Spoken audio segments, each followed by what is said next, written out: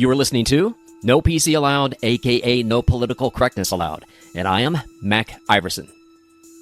Just last week, Mohammedan terrorists stormed a Sunday church service, beheading at least 49 parishioners. This included 9 children who were shot point blank and macheted, many inside the church. This happened in the Congo. Also recently, just a few weeks ago, Fulani Islamic terrorists butchered over 200 Christians in Nigeria. The attack began around 10 p.m. According to witnesses, over 40 gunmen stormed the village on motorcycles in pairs, shouting Allahu Akbar as they opened fire on civilians, moving from house to house, setting homes on fire and killing indiscriminately. But the Christian organization Persecution.org refused to even mention Islam as the motivator behind the butchery. They simply stated that these militants were Fulanis. Avoiding root causes of this sick brutality is not the way to impact any positive changes. This intentional misreporting by Christians is exactly what is wrong and leads to even more violence against Christians in Africa. In the following moments, we will examine the gravely underreported, mind-blowingly violent ongoing massacres of Christians in Africa. This is like October 7th repeating itself almost every day somewhere in the bleeding and tortured heart of the Dark Continent, and what you must do about it. All of Central Africa is suffering tremendously, but let's look at just one country whose crimes are severely underreported and often just flat-out ignored. The USA gives $1 billion a year to Nigeria. And what do we get back for that? A Christian is murdered for their faith there every 2 hours. Christian villages and churches are burned down almost every day. But the Department of State under Vice President Brandon, aka Biden, said that it had nothing to do with faith. Trump, in his first term, designated that country as the worst violator of religious freedoms in the world. But Brandon removed Nigeria as one of the most persecuted countries. And his administration insisted that climate change was the reason for all the Muslim attacks butchering Christians. I kid you not. In other words, if these complaining Christian Nigerians would have just grabbed the ankles and abandoned their homeland to the Islamo-fascists, then the George and Alex Soros mob and their proxies would have reduced funding to the Muslim terrorists. So the idea was to just replace the Muslim terrorists with the climate hysteria terrorists, and then the Soros mob would have led up on all the funding of the Christian persecution. That's because the paid-for climate hysteria propaganda is where the real money and real power is. Again, Nigeria was designated a country of particular concern, or CPC, by Trump's administration in 2020. But the Brandon regime dropped the label in 2021, raising concerns. There was an immediate increase in violence towards Christians in Nigeria when that happened. The Epoch Times reported in July 2022 that more Christians were killed in Nigeria after the Biden administration declared that there were no significant religious freedom violations in the country. According to Inter-Society's Records, a nonprofit examining persecutions, Nigerian Christian massacres soared by more than 15% from a total of 4,650 deaths reported by Open Doors International the previous year. Vice President Brandon is just one more player who is directly responsible for all this butchery. This from Antonio Gracefo on MercatorNet.com. The atrocities committed by Boko Haram and ISIS West Africa are well documented, with reports from Amnesty International and Human Rights Watch detailing horrific acts such as church bombings, mass kidnappings of girls, and mass killings of Christians. In just the past 4 years, roughly 62,000 Christians have been killed by Islamists in Nigeria, while 21,000 have been abducted. These attacks are not isolated incidents, but part of a broader strategy to impose an extremist Islamic ideology on the region, unquote. Please note, the George Soros crime family largely controls Amnesty International and Human Rights Watch. That's because he needs them to run cover for these very same human rights violations, which he and his proxies are largely responsible for. These groups give lip service to justice, but Soros is never cited by them as the main perpetrator financing these Mohammedan crimes against humanity. It's the fox guarding the henhouse. The article continues. Meanwhile, in Nigeria, the ongoing religious conflict has led to the significant displacement of 3.1 million people, particularly Christians, in the northern states. Many have been forced to flee to the southern regions or seek refuge in neighboring countries. This displacement is not only physical, but also demographic, as the Muslim population in certain areas expands through migration, higher birth rates, and in some cases, forced conversions or social pressure. It is currently predicted that by 2050, the number of Muslims will equal the number of Christians worldwide, unquote. This is how you know the racism boogeyman is totally fake. All these horrors are affecting tens of millions of innocent Africans, and the global response is mostly ho-hum. If the woke cared about blacks at all, why don't they obsess over this? The obvious answer is because they can't make any political profit from these atrocities. So they remain silent. But just one black guy named George Floyd is worth burning America over. Why the difference? Politics. Pure, dirty politics. This from Paul Tilsley on FoxNews.com. Nigeria's Christians are being wiped out. We need to call it what it is: genocide. Jeff King, president of International Christian Concern, ICC, a persecution watchdog, told Fox News Digital. Let's start with the horrible attacks on April 2nd and 3rd, 2025, in Nigeria's Plateau State's Balkos County. Over 60 Christians were slaughtered and 383 homes torched, King said. Families were burned alive and kids were left homeless. It's gut-wrenching. The worst thing is that there is nothing truly special about this attack. This has gone on for 20 years and has only expanded. It's a calculated push from the Fulanis to erase Christians from their homeland. Nigeria's Middle Belt, since 2001, up to 100,000 Christians have been butchered and 3.5 million farmers have been kicked off their land by Fulani Islamist terrorists. They roll in with AK-47s, machetes, and gasoline, and no one's stopping them. For 20 years, the government has done nothing. This is a massive land grab disguised as a dispute or tribal spat. What we are witnessing is a massive and long-running stealth jihad. One woman, widowed in an attack, is reported to have told the ICC, "They want our land, our lives, our Jesus." Just last April, the ICC and local sources claim another 54 Christians were slaughtered after celebrating at a Palm Sunday service in the village of Zaki, near Jos. The attack reportedly went on for a solid hour with no attempt by authorities to stop it. Members of the Christian group Open Doors UK in Nigeria showed Fox News Digital a list of other attacks in Nigeria in the past month. March 24th, in Dundu village, militants ambushed 3 Christian farmers while they were cultivating their land. March 27th, in Rowi, Muslim militants killed 11 Christians attending a funeral. April 2nd, in Bokos, Muslim militants attacked where women were having a Christian fellowship meeting at a Church of Christ in Nations church, killing at least 5. The village of Dafa was also attacked, killing 2. April 6th, militants killed 4 people in Piyak Mula village. April 7th, Hara village was attacked, killing 3 people. April 8th, 3 separate attacks were launched, killing at least 2 in Bassa. April 11th, Muslims attacked Zogu village, killing 3 people, a father and his 2 sons. The father was beheaded by the militants. In spite of all this terror in Nigeria, it only ranks 7th on Open Doors' 2025 World Watch List, an annual index of countries where Christians face the most persecution from Islamists. These attacks have devastated communities that were still recovering from the Christmas Eve massacre that killed approximately 200 Christians in the same region in 2023. Fox News Digital reached out to the Nigerian government but did not receive a response, unquote. They don't even feel a need to respond or apologize or anything. Dead silence, like the sound of the dead. This from the Epoch Times. Among the better-known recent atrocities are the beheading of 21 Coptic Christians on a beach in Libya, the killing of an elderly French priest at morning mass by ISIS terrorists in Normandy, and the kidnapping and sexual enslavement of 276 Nigerian schoolgirls by Boko Haram.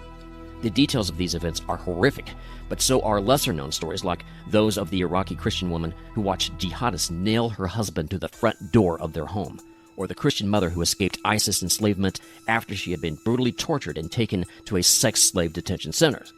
An ISIS sheikh who ran the center performed marriages between captive girls and women and ISIS fighters. The escaped Christian mother explained, "That night, I was married to 8 different men and divorced 8 times. Each man raped me 3 or 4 times. When all this was over, we were taken back to the room where all the girls were being held. They made us walk naked through the big room where all the men were sitting. We were barely able to walk. This scenario was repeated every week. It was like a nightmare." Rather than denying and denouncing these actions, ISIS leaders claimed responsibility for these crimes precisely because the victims were Christian. The genocide continues, unquote. The phrase Boko Haram means literally, books are forbidden, and is understood to mean Western education is forbidden. This keeps them stuck forever in the Dark Ages. Personally, I have no problem with them staying stuck there, segregated in their desert ghettos on the other side of the planet forever, if they'd like. So we're not attacking them, but they are attacking us. They view us as a threat because our belief system is rooted in truth and theirs in lies. Therefore, we will win them over eventually, and that is what they most fear. The haunted Islamic psyche is theirs alone to contend with, but Christians and Jews are their scapegoats. Therefore, we must become somewhat offensive in a war that we never wanted. Here's some more fuel for the fire. The oil-rich Arabs foment this jihadi revolution, and the certifiably insane Soros crime family also uses Islamic hatred of their collective mass of billions of dollars to bring down Western civilization. Toss in the LGBT WTFs, and you've got a disparate confederation of evil working in tandem, like a chorus of demons singing four-part harmonies from the pit of hell. The wealthy elites in both Middle Eastern and Western civilization have turned this moderate conflict into a raging one. That's because the wealthy are wrestling with demons. They are lost and confused and need a lighthouse to guide them. So the question is always, where is the church? Is it strong where the rich and powerful play, like in Silicon Valley and New York City and Martha's Vineyard and San Francisco and DC and West Los Angeles? Or is it pathetically weak? We all know that answer. This from uscirf.gov.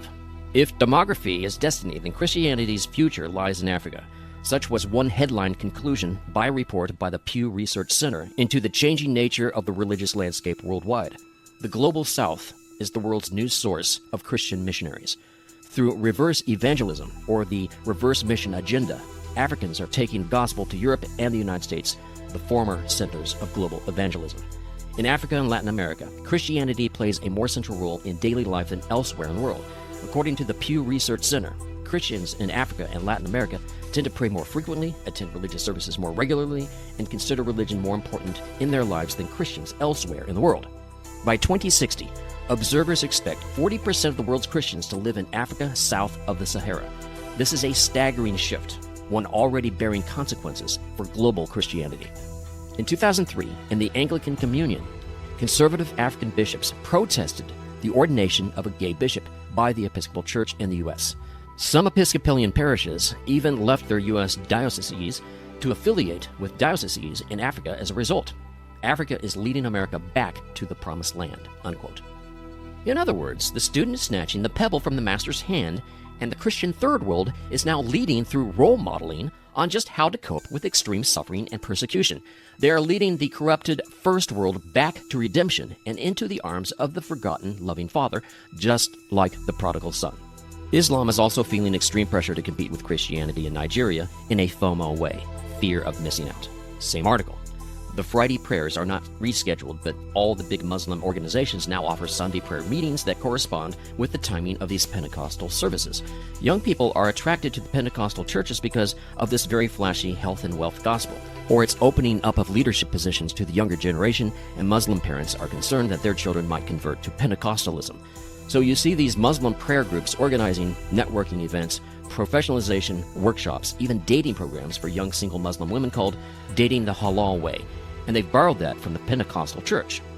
This from the Epoch Times. Over the past 15 years, Nigeria has witnessed more than 150,000 deaths attributed to Islamic extremists.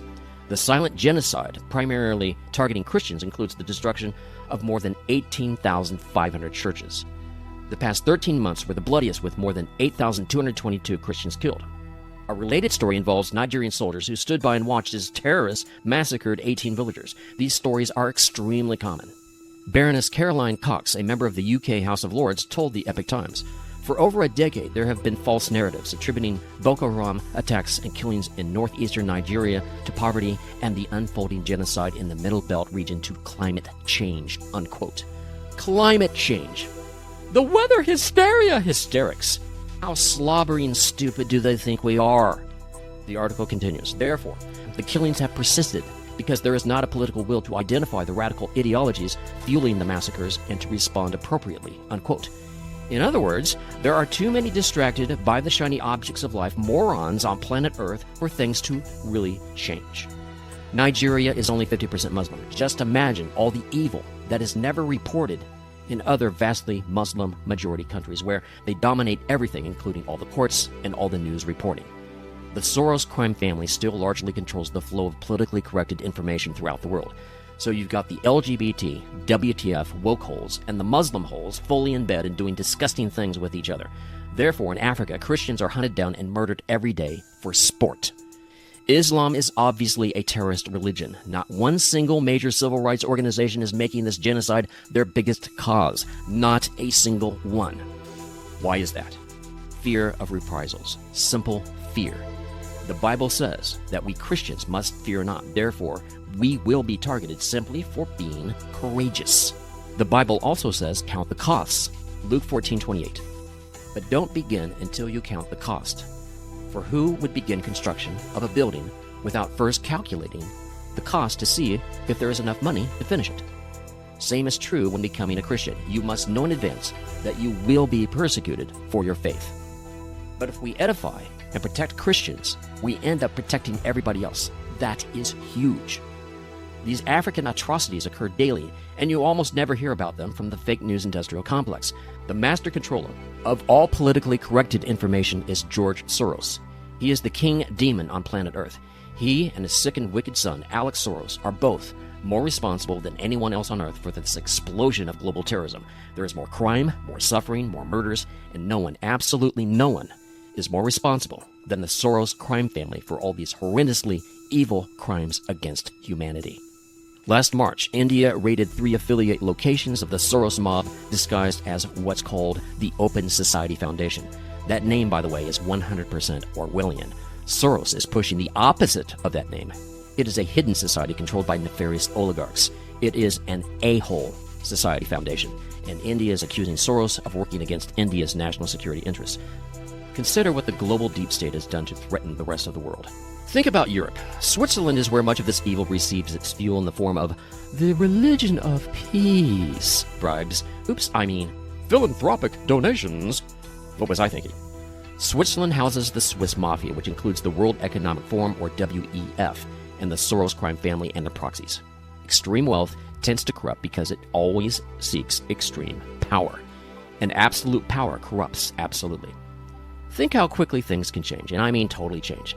Swiss women were not even allowed to vote until 1971. Today, elitist feminists act like they've been in control of Switzerland for centuries. How did this profound switch happen so fast? Common sense dictates that Switzerland was isolated because of its refusal to change with the times. Have you been to Switzerland? Back in the day, the natives were obviously very happy and content people. The women were too, because they weren't burning their bras in anger over how oppressed we all are.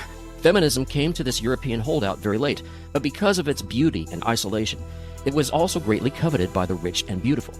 So it became the ground zero destination for the moneyed class of organized criminals. If these spoiled ones can corrupt wholesome Switzerland that quickly and completely, consider just how quickly it can snap back to something far more sane. Think about it, a culture going back centuries with women not even voting until a few decades ago. And the woke-hole mobsters think they can rush in and permanently ruin Switzerland just because it is one of the most gorgeous spots on Earth. Well, they did do that. But is it a permanent change? Or just a phase? Giving women the right to vote is a sign of material prosperity. Effeminate politicians will eventually result. That's because women are different from men. Extremely different from men. What happens to your neighborhood when your political leaders become effeminate? To your state? To your country? What happens? Well, what happened to the Swiss? Aren't they hyper-tolerant and accepting of diverse and subjugated peoples and cultures? Even the uber-wealthy mobsters, who've always been persecuted by mean old governments determined to bring about law and order. But of course, these very flawed multi-gajillionaires have fueled conflict in Africa because Christianity empowers average people, but Islam strips that empowerment away, thus making bold, naked corruption far easier for these deep state mobsters to achieve. Authoritarian governments fear any opposition, especially one claiming a moral, transcendent allegiance to a God that is actually moral.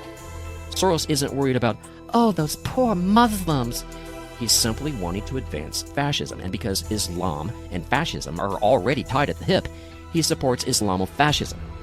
It really is as simple and as obvious as that, and it should be to everyone. Here's another example of something that may at first glance seem unrelated. Harvard is being stripped of federal funding because of civil rights violations because Harvard has been bought off by the transsexual industrial network. As a precedent, the Trump administration cited Bob Jones University for banning interracial dating. That went before the Supreme Court in the 1980s. In a recent press conference at the White House, one snot-nosed reporter basically said, "Lots of luck selling that comparison."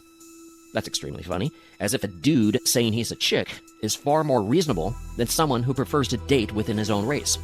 Anyway, it's an institution that said you can't date outside your race that got Bob Jones in trouble.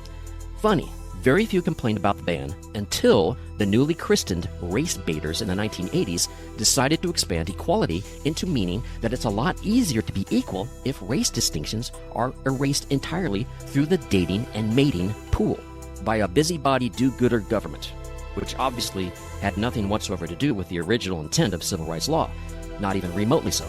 But the power brokers loved this intrusion into civil liberties because it helped to promulgate and build the brand new civil liberties pyramid scam industrial complex. The Bob Jones decision was one of the myriad ways in which civil rights was transmogrified into snivel rights. The viewpoint I just expressed is the true libertarian viewpoint, a view that almost no so-called libertarian holds anymore because it just isn't politically correct enough. The point I'm making with these two examples of Switzerland and Harvard is that a whole diaper load of obscene corruption has piggybacked onto snivel rights. Only useful idiots believe that massive extra constitutional protections for the biggest loser causes in the world is because there just aren't enough nice people in the world anymore. Yeah, niceness. That's what motivates the mafia. Yeah, sure. Here's the bottom line. Islam is a losing loser religion. If they did not use blunt force, violence, their entire religion would completely fall apart and very quickly, almost overnight, and they know this will happen. Even Jews are amazed at the Christian focus on October 7th, but why not the same focus over the daily abuse of Christians in Africa that has the exact same brutality as October 7th? That is happening, again, every single day throughout the vast middle of sub-Saharan Africa. Why not? I won't tumble down the path of least resistance to say it's because of racism, but I will say it's largely because the African victims are not victors except in Christ. Nigerians are not the pretty people or the winners of the world. Big money mostly does not exist in Nigeria. So, the Western world is far more concerned with maintaining a meaningless, dead-end, bloody war in Ukraine with closer ties to Europe than with the continual ongoing massacres of hundreds of thousands of Christians in Africa. Jesus warned his disciples, "They will hand you over to persecution, and they will kill you. You will be hated by all nations because of my name." Matthew 24:9. But accepting persecution does not mean you stick your Christian head in the sand and wish all the pain away. Speaking up for the defenseless means being persecuted ourselves, but we must not just allow ourselves and other Christians to be martyred. The Bible says to put our Christian brethren first. Romans 14:19. So then let us pursue what makes for peace and for mutual upbuilding. So if we can avoid martyrdom at all, we should avoid it. South Africa is another den of iniquity. Since 1994, 114 blatantly anti-white laws have passed there. Today, there are 100,000 brown-shirt socialists with red berets jumping up and down in a football stadium screaming like baboons, "Kill the Boer," meaning white African or native. "Kill the farmer, kill the Boer. Kill the farmer. One bullet, one farmer." Screaming this over and over again, whipping themselves up into a bloodlust frenzy. Thousands of farmers have been murdered there. Of those murdered, 20% have been tortured and raped. If you are white in South Africa, you almost literally have a target on your back. President Trump is spot on when he says the socialist scum are committing mass genocide there. Whites are not murdering blacks. That's because the system is rigged against them. This disgusting violence is almost entirely a one-way street. The greatest global persecution comes from stupid ideas, namely socialism. The father of socialism was Karl Marx. Family members of Marx reported that a favorite slogan of his, and he loved to repeat many times, was, "Everything that exists deserves to perish." This is worse than anarchy. This is satanic at its very heart and soul. Marx is the foundation of socialism. So, if you love socialism, you must know that Karl Marx, whom many historians have accurately documented his demonic inclinations, is your fake messiah. In the UK, young girls are being raped and tortured and murdered by the hundreds of thousands, mostly by Muslims from Krapistan, and the woke world has practically nothing to say about it. Because of the brutal violence, this is what the Mohammedans want. They want weak, stupid people to blindly follow their religion and who don't mind being bullied to go along. Those are the main followers of Islam today. Action step. Everyone on earth should be condemning the Mohammedan religion. I generally don't call it Islam because that translates into peace, purity, submission, and obedience. That is a lie. This religion should not even exist. If it can reform itself, that's a different story, but that's not likely. Even so, seek out and support courageous reformers of Mohammedanism. The great challenge, of course, is that there are many wolves in sheep's clothing in this area, and anyone outside the faith who tries to do this will be ignored and instantly hated by most Muslims. But listen, don't allow yourself to get discouraged. Something absolutely amazing is happening. There's been a 50% increase in church-going in the United Kingdom in just the last 6 years. This has been a hidden secret. The greatest numbers are coming mostly from young people. For 18 to 24-year-olds, church attendance has gone up 400%. The 25 to 34-year-old group has the next highest increase at over 300%. They know that their elders have dropped the ball big time. The kids are growing up fast, and they know they have to pick up the slack, just like here in America. Only attend chapter by chapter, verse by verse churches, and remember to pray without ceasing. Be sure to like us, give us 5 stars, write a review, and share. You've been listening to No PC Allowed. I am Mac Iverson.